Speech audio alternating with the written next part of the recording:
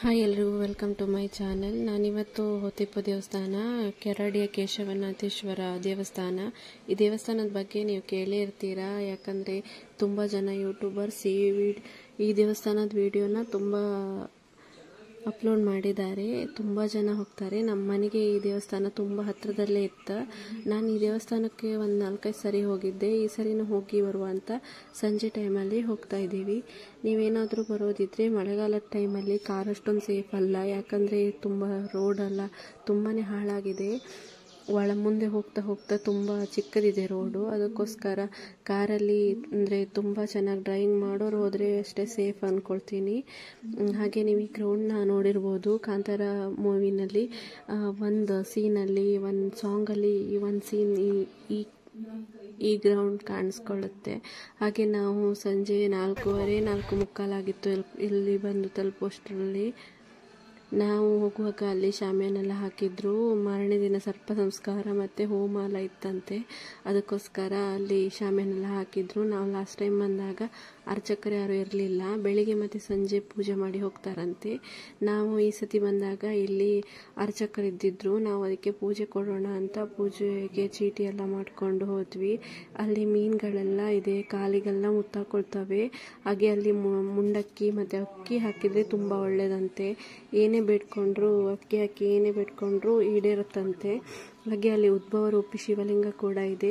ಅದನ್ನು ಮುಟ್ಟಿ ಏನೇ ಬೇಡ್ಕೊಂಡ್ರು ಮದುವೆ ಆಗದಿದ್ದವರಿಗೆ ಆಗುತ್ತಂತೆ. ಹಾಗೆ ಮಕ್ಕಳಾಗದಿದ್ದವರಿಗೆ ಮಕ್ಕಳಾಗುತ್ತಂತೆ. ಬಿಸ್ನೆಸ್ ಮಾಡುವವರಿಗೆ ಅದು ಸಹಾಯ ಆಗ್ತದಂತೆ. ಅದು ದೇವರೇ ಸೃಷ್ಟಿ ಮಾಡಿದ ಲಿಂಗ, ಅಂದರೆ ದೇವತೆಗಳೆಲ್ಲರೂ ಸೇರಿ ಸೃಷ್ಟಿ ಮಾಡಿದ ಲಿಂಗ ಅಂತೆ ಅದು.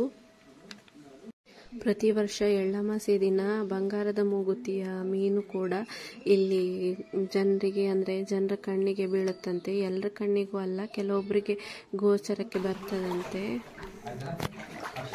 ಓಂ ಗುರು ಬ್ರಹ್ಮ ಗುರು ವಿಷ್ಣು ಗುರು ಮಹೇಶ್ವರ ಗುರು ಸಾಕ್ಷಾತ್ ಪರಬ್ರಹ್ಮ ತಸ್ಮೈ ಶ್ರೀ ಗುರು ಮಹಾಜ್ಞಾನ ತಿರುಗತ್ಯ ಜ್ಞಾನಂಜನ ತಸ್ಮೈ ಶ್ರೀ ಗುರು ಹರಿಶಂಭೋ ಮಹಾದೇವ ವಿಷ್ಣು ಶಿವಶಂಕರ ಸರಸ್ವತಿ ನಮೋಸ್ತುತೆ ಮೃತ್ಯುಂಜಯ ರುದ್ರಾಯ ನೀಲಕಂಠಾಯ ಶಂಭೋ ಸರ್ವಾಯ ಮಹಾ ಓಂ ಕೇಶವಾಯ ಸ್ವಾಹ ನಮಃ ಅಚ್ಯುತಾಯ ಜನದಾಯ ಉಪೇಂದ್ರಾಯ ನಮಃ ಹರಾಯ ಕೃಷ್ಣಾಯ ನಮಃ ಪ್ರಣವಸ್ಯ ವೃಷಭಾದೇವತೆ ದೇವಿ ಗಾಯತ್ರಿ ವೇದಿಕ ಓಂ ಮಂತು ವರೇಣ್ಯಂ ಭರ್ಗೋ ದೇವಸ್ಥಾನ ಪ್ರಚೋದಯತ್ ಓಂ ಪಜ್ಯೋತಿ ರಸಮತ್ ಮಮ್ಮಗುರು ಸರ್ವ ಶುಭ ಶೋಭಾನೆ ಆದ್ಯವಮಣಿ ಚತುರಗಳು ಯಸ್ಮತಗಳು ದಿಂಬತಿ ಪಶಾಲ ವಶಕ ವಶೆ ಅಸ್ಮಿನ್ ವರ್ತಮಾನಯವರಿ ಈಶ್ವರನ ಲಿಂಗ ಇದೆಯಲ್ಲ, ಅದನ್ನು ಸ್ಥಾಪನೆ ಮಾಡಿರೋದು ಉದ್ಭವ ಲಿಂಗ. ಅಲ್ಲೇ ಕೆಳಗಡೆ ಒಂದು ರಿಂಗ್ ಥರ ಮಾಡಿ ಅದರೊಳಗೆ ಇದೆ ಉದ್ಭವ ಲಿಂಗ. ಈ ಲಿಂಗಕ್ಕೆ ಪೂಜೆ ಮಾಡ್ತಾರೆ. ಇದ್ರ ಹಿಂದ್ಗಡೆ ಇರುವ ಗುಹೆ, ಅದರಲ್ಲಿ ನೇರವಾಗಿ ಕಾಶಿಗೆ ತಲುಪ್ತದೆ ಅಂತೆ. ಅರ್ಚಕರು ಅದನ್ನೇ ಹೇಳ್ತಾ ಇದ್ರು. ಇದ್ರ ಹಿಂದ್ಗಡೆ ಹಿರಿಯರ ನಂಬಿಕೆ ಕೂಡ ಇದೆ ಅಂತೆ. ಈ ಮಾರ್ಗ ನೇರವಾಗಿ ಕಾಶಿಗೆ ತಲುಪ್ತದೆ ಅಂತ. ಉದ್ಭವ ಲಿಂಗ ಅಲ್ಲೇ ಕೆಳಗಡೆ ಇದೆ, ಒಂದು ರಿಂಗ್ ಥರ ಮಾಡಿಟ್ಟಿದ್ದಾರೆ. ಅದನ್ನು ಮುಟ್ಟಿ ನಾವೇನು ಬೇಡ್ಕೊಂಡ್ರು ಈಡೇರುತ್ತಂತೆ. ತುಂಬ ಶಕ್ತಿಶಾಲಿ ದೇವಸ್ಥಾನ ಇದು. ನೀವು ಯಾರಾದರೂ ಬರೋದಿದ್ರೆ ಒಮ್ಮೆ ವಿಸಿಟ್ ಮಾಡಿ. ಆದಷ್ಟು ಮಳೆಗಾಲದಲ್ಲಿ ನೋಡ್ಲಿಕ್ಕೆ ಚೆನ್ನಾಗಿರುತ್ತೆ, ಬಟ್ ದಾರಿ ಅಷ್ಟೊಂದು ಚೆನ್ನಾಗಿಲ್ಲ. ನೀವೇನಾದರೂ ಬರೋದಿದ್ರೆ ಮಳೆಗಾಲ ಸ್ವಲ್ಪ ಕಮ್ಮಿ ಆಗ್ತಾ ಬನ್ನಿ. ತುಂಬಾ ಚೆನ್ನಾಗಿದೆ ದೇವಸ್ಥಾನ. ನೋಡಿ ಆಶೀರ್ವಾದನೂ ಪಡ್ಕೊಂಡು ಹೋಗ್ಬೋದು. ಹರಕೆ ಕಟ್ಕೊಂಡ್ರೆ ಹರಕೆ ಈಡೇರಿದ ಮೇಲೆ ಬಂದು ಪೂಜೆನ ಕೊಡಬಹುದು ಇಲ್ಲಿ.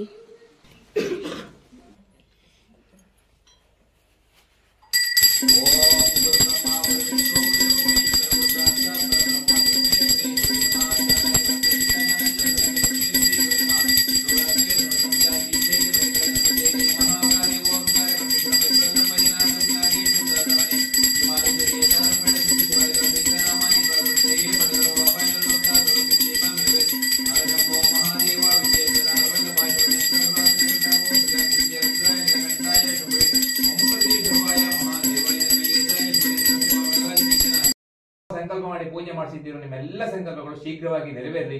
ಹಾಗೂ ಮುಂದೆ ಸಹ ಕ್ಷೇತ್ರದ ದೊಡ್ಡ ದೊಡ್ಡ ಮಹಾಪೂಜೆ ಸೇವೆಯನ್ನು ಮಾಡುವಂತ ಯೋಗವನ್ನ ಆ ದೇವರು ನಿಮಗೆ ಅನುಗ್ರಹ ಮಾಡಲಿ. ವಿಶೇಷ ಪೂಜೆ ಕೊಟ್ಟ ನಿಮಗೆ ದೀರ್ಘಾಯುಷ್ಯ, ಆರೋಗ್ಯ, ನೆಮ್ಮದಿಯ ಜೀವನ ಮಾಡುವಂತ ಉದ್ಯೋಗ ಕ್ಷೇತ್ರ, ವ್ಯಾಪಾರ ಕ್ಷೇತ್ರ, ವ್ಯವಹಾರ ಕ್ಷೇತ್ರ, ಕೃಷಿ ಕ್ಷೇತ್ರ, ಎಲ್ಲ ಕ್ಷೇತ್ರಗಳಲ್ಲಿ ಹೆಚ್ಚಿನ ಅಭಿವೃದ್ಧಿ, ನಿಮ್ಮ ಮಕ್ಕಳಿಗೆ ಉಜ್ವಲವಾದ ಭವಿಷ್ಯ, ಕುಟುಂಬದ ಹಿರಿಯರಿಗೆ ಒಳ್ಳೆಯ ಆರೋಗ್ಯ, ಹಾಗೂ ನೀವು ಸಂಕಲ್ಪ ಮಾಡಿದ ಎಲ್ಲ ಕೆಲಸಗಳು ಶೀಘ್ರವಾಗಿ ನೆರವೇರಲಿ. ಸದಾಕಾಲ ದೇವರು ಕಾಪಾಡಲಿ ಅಂತೇಳಿ ಹಾಕಿ ನಮಸ್ಕಾರ ಮಾಡಿ.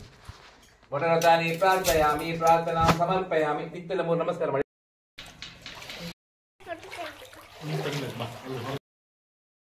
ಈ ಗುಹೆಯ ಮಧ್ಯಭಾಗದಲ್ಲಿ ಒಂದು ಶಿವಲಿಂಗ ಇದೆ ಅಂತೆ. ಅಲ್ಲಿ ಶಿವಪಾರ್ವತಿಯರು ತಪಸ್ಸನ್ನ ಮಾಡಿದ್ರು. ಹಾಗೆ ಅಲ್ಲಿ ಲಿಂಗರೂಪಿಯಾಗಿ ಈಗಲೂ ನೆಲೆಸಿದ್ದಾರಂತ ನಂಬಿಕೆ ಕೂಡ ಇದೆ. ಈ ಗುಹೆ ಹಿಂದೆ 7 ನದಿಗಳು ಉಗಮವಾಗಿದ್ದು ದೇವರಿಗೆ 7 ನದಿಗಳ ಇದರಿಂದ ಅಭಿಷೇಕ ಆಗತ್ತಂತೆ ನೀರಿನಲ್ಲಿ. ನಾವು ಅಲ್ಲೆಲ್ಲ ತಿರುಗಾಡ್ತೀವಲ್ಲ, ಆ ನೀರೆಲ್ಲ ಆ ದೇವರಿಗೆ ಅಭಿಷೇಕವಾದ ನೀರೇ ಇಲ್ಲಿ ಬರ್ತಾ ಇರೋದಂತೆ. ಆ ಲಿಂಗನ ಯಾರು ನೋಡ್ಲಿಕ್ಕೂ ಇಲ್ಲ, ಯಾರು ಮುಟ್ಲಿಕ್ಕೂ ಇಲ್ಲ.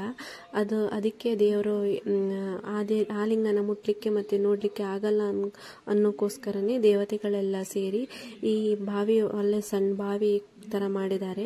ಆ ಬಾವಿ ಒಳಗಡೆ ಅಂದ್ರೆ ಅಲ್ಲಿ ಸುತ್ತ ನೀರಲ್ಲ, ಎಲ್ಲ ಮೆಟ್ತಾರಂತ ಒಂದು ಬಾವಿ ತರ ಮಾಡಿದ್ದಾರೆ. ಆ ಬಾವಿ ಒಳಗಡೆನೆ ಮೂರ್ತಿ ಇದೆ. ಆ ಮೂರ್ತಿನ ಮಾಡಿದಾರಂತೆ. ನಾವಿಲ್ಲಿ ಏನೇ ಆ ಲಿಂಗನ ಮುಟ್ಟಿ ಬೇಡ್ಕೊಂಡ್ರು ಅದು ಆ ಒಳಗಡೆ ಇರುವ ಲಿಂಗಕ್ಕೆ ತಲುಪ್ತದಂತೆ. ನಾವೇನೇ ಬೇಡ್ಕೊಂಡ್ರು ನಮ್ಮ ಆಸೆ ಈಡೇರುತ್ತಂತ ನಂಬಿಕೆ ಕೂಡ ಇದೆ. ತುಂಬಾ ಜನ ಬರ್ತಾರಂತೆ. ವಿಶಾಖಪಟ್ಟಣ, ಶಿವಮೊಗ್ಗ, ಬೆಂಗಳೂರು, ಆಂಧ್ರ ಪ್ರದೇಶ, ಮಧ್ಯಪ್ರದೇಶ ಅಲ್ಲೆಲ್ಲಿಂದ ಬರ್ತಾರಂತೆ. ಅವರು ಅರ್ಚಕರು ಹೇಳ್ತಾ ಇದ್ರು, ಅರುಣ್ ಭಟ್ ಅಂತ, ನೀವೇನಾದ್ರೂ ಹೋದ್ರೆ ಇವರನ್ನ ಮೀಟ್ ಮಾಡಿ ಬನ್ನಿ, ಅವ್ರು ತುಂಬಾ ಚೆನ್ನಾಗಿ ನಿಮ್ಗೆಲ್ಲ ತಿಳಿಸ್ಕೊಡ್ತಾರೆ. ನಾಳೆ ಮಧ್ಯಾಹ್ನ ಊಟಕ್ಕೆ ಬನ್ನಿ. ಸರ್ಪ ಸಂಸ್ಕಾರ ಕಾರ್ಯಕ್ರಮ ದರ್ಶನಾಲಯ ಉಂಟಿಲ್ಲ. 6 ಪಾರ್ಟಿ ದೇವ್ರು ನಾಗಮಂಡಲ ದೇವ್ರು ನಾಗಬ್ಬಿ. ಋಷಭ್ ಶೆಟ್ಟಿ ನಿನ್ನೆ ಒಬ್ಬರೇ ಬಂದತ್ತ? ಇವತ್ತು 10ವರೆಗೆ ಸಡನ್ ಈಗ ನೀವು ಬಂದ್ರಲ್ಲ, ಹಾಗೆ ಬಂದ್ರು ಕೂಡ ಹೊರಗಡೆ ಎಲ್ಲ ಜನ ಇದ್ರಲ್ಲ, ಅಲ್ಲಿ ಸುತ್ತ ಹಾಕೊಂಡ್ರು. ಕಡೆ ಸೀದಾ ಒಳಗಡೆ ಬಂದ್ರಲ್ಲ, ಪೂಜೆ ನಾನೇ ಮಾಡಿ ಕೊಟ್ಟದ್ದು.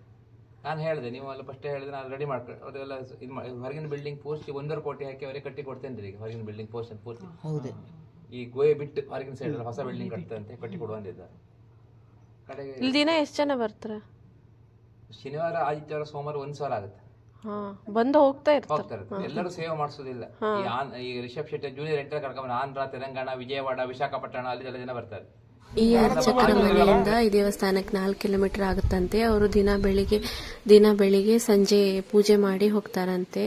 ಅವರು ಕೂಡ ಈ ದೇವರನ್ನ ತುಂಬಾ ನಂಬ್ಕೊಂಡು ಹರಕೆ ಕಟ್ಟಿ ಬೇಡ್ಕೊಂಡಿದ್ದು ಈಡೇರಿದ್ದಿದೆ. ನಿಮ್ಗೆ ಏನಾದ್ರೂ ಆಸೆ ಇದ್ರೆ ನೀವು ಬೇಡ್ಕೊಳ್ಳಿ, ಖಂಡಿತ ನೆರವೇರುತ್ತೆ ಅಂತ ಅವರು ನಮ್ಮ ಹತ್ರ ಹೇಳ್ತಾ ಇದ್ರು. ಹಾಗೆ ಅವರು ಋಷಭ್ ಶೆಟ್ಟಿ ಸರ್ನ ಹೊಗಳ್ತಾ ಇದ್ರು. ಅವರ ಫೇಮಸ್ ಆಗಿರೋದಕ್ಕೆ ಈ ದೇವಸ್ಥಾನನ ತುಂಬಾ ಇಂಪ್ರೂವ್ ಆಗಿದೆ, ತುಂಬಾ ಜನ ಬರ್ತಾರೆ ಇಲ್ಲಿಗೆ ಅಂತ. ದಯವಿಟ್ಟು ಬರುವವರು ಯಾರು ಇಲ್ಲಿ ಕಸ ಹಾಕಬೇಡಿ. ನೀರ್ ಬಾಟಲ್, ಪ್ಲಾಸ್ಟಿಕ್ ಎಲ್ಲ ತುಂಬಾನೇ ಇದೆ. ನಾವು ಫಸ್ಟ್ ಸರಿ ಹೋದಾಗ ಏನೂ ಇರಲಿಲ್ಲ. ಈ ಊರಲ್ಲಿ ಕರೆಂಟ್ ಇಲ್ಲ, ನೆಟ್ವರ್ಕ್ ಇಲ್ಲ, ಫೋನ್ಗೆ ಏನೂ ಇಲ್ಲ. ಸುಮ್ಮನೆ ಈ ಪ್ಲೇಸನ್ನೆಲ್ಲ ಮತ್ತೆ ಗಲೀಜ್ ಮಾಡೋದು ಬೇಡ, ಆದಷ್ಟು ನೀಟಾಗಿ ಇಟ್ಕೊಳ್ಳೋಣ. ನಿಮ್ಮಲ್ಲಿ ಶ್ರದ್ಧೆ ಮತ್ತು ಭಕ್ತಿಯನ್ನು ಬೆಳ್ಕೊಂಡ್ರೆ ಏನಾಗುತ್ತೆ. ನಮ್ಮ ದೇವಸ್ಥಾನದಲ್ಲಿ ಶತರುದ್ರ ಯಾಗ ಎಲ್ಲ ಇದೆ. ಆ ತರ ಹರಕೆ ಹಾಕೊಂಡ್ರೆ ಇಲ್ಲಿ ಗೆಂಡ ಸೇವೆ ಕೂಡ ಆಗ್ತದಂತೆ. ಇಲ್ಲಿ ಬಂದು ಬೇಡ್ಕೊಂಡು ಮಕ್ಕಳಾರ್ದಿದ್ದವರಿಗೆ ಗೆಂಡ ಸೇವೆ ಮಾಡ್ತೇನಂತ ಹರಕೆ ಹೊರ್ಕೊಂಡ್ರೆ ಮಕ್ಕಳಾಗುತ್ತಂತೆ. ಆ ನಂಬಿಕೆನೂ ಕೂಡ ಇದೆ. ತುಂಬಾ ಜನ ಬಂದು ಇಲ್ಲಿ ಸೇವೆನ ಕೂಡ ಸಲ್ಲಿಸ್ತಾರಂತೆ. ಈ ದೇವಸ್ಥಾನ ಹೊರಗಿಂದ ನೋಡಿದ್ರೆ ಅನ್ಸಲ್ಲ ಒಳಗೆ ಅಷ್ಟೊಂದು ಚೆನ್ನಾಗಿದೆ ಅಂತ. ನಾವು ಫಸ್ಟ್ ಟೈಮ್ ನೋಡಿದಾಗ ವಿಡಿಯೋ ನೋಡಿದಾಗ ನಮ್ಗನ್ಸಿದ್ದು, ನಾವು ಇಲ್ಲಿ ಹತ್ರದಲ್ಲಿದ್ವಿ, ದೇವಸ್ಥಾನದ ಬಗ್ಗೆ ಏನೂ ಗೊತ್ತಿರಲಿಲ್ಲ ನಮಗೆ. ಈ ದೇವಸ್ಥಾನ ಹೊರಗಿಂದ ನೋಡಿ ಇದೇನಪ್ಪ ದೇವಸ್ಥಾನ, ವಿಡಿಯೋದಲ್ಲೆಲ್ಲ ನೋಡಿದ್ರೆ ಹಂಗಿದೆ ಅಂತ ಅನ್ಕೊಂಡಿದ್ವಿ. ಹಾಗೆ ಒಳ ಬಂದು ನೋಡಿದ ತಕ್ಷಣ ಒಂದ್ಸತಿ ತುಂಬಾನೇ ಖುಷಿ ಕೊಡ್ತು ಮನಸ್ಸಿಗೆ. ನೀವು ಬರೋದಿದ್ರೆ ಬನ್ನಿ, ದೇವಸ್ಥಾನ ತುಂಬಾ ಚೆನ್ನಾಗಿದೆ. ಆಲ್ರೆಡಿ ತುಂಬಾ ಜನ ಬಂದಿರಬಹುದು. ಯಾರಾದ್ರೂ ಬಂದಿಲ್ಲ ಅಂದ್ರೆ ಒಂದ್ಸರಿ ಬಂದು ನೋಡ್ಕೊಂಡು ಹೋಗಿ. ದೇವಸ್ಥಾನ ಮಾತ್ರ ತುಂಬಾ ನೆಮ್ಮದಿಯಾಗಿದೆ. ಒಳಗೆ ಕರೆಂಟ್ ಏನೂ ಇಲ್ಲ, ಬರೀ ಸೂರ್ಯನ ಬೆಳಕಷ್ಟೇ ಇರೋದು. ಹಾಗೆ ಬೆಳಿಗ್ಗೆ ಅಥವಾ ಸಂಜೆ ಟೈಮಲ್ಲಿ ಬಂದ್ರೆ ಅರ್ಚಕರು ಕೂಡ ಸಿಗ್ತಾರೆ. ನಾವಿಲ್ಲಿ ಮೀನಿಗೆ ಅಕ್ಕಿ ಹಾಕಿ ಬಂದ್ವಿ. ನನ್ನ ವಿಡಿಯೋ ಏನಾದರೂ ನಿಮ್ಗೆ ಇಷ್ಟ ಆಗಿದ್ರೆ ಪ್ಲೀಸ್ ನನ್ನ ವಿಡಿಯೋನ ಲೈಕ್ ಮಾಡಿ, ಶೇರ್ ಮಾಡಿ, ನನ್ನ ಚಾನಲ್ನ ಸಬ್ಸ್ಕ್ರೈಬ್ ಮಾಡಿ. Thanks for watching.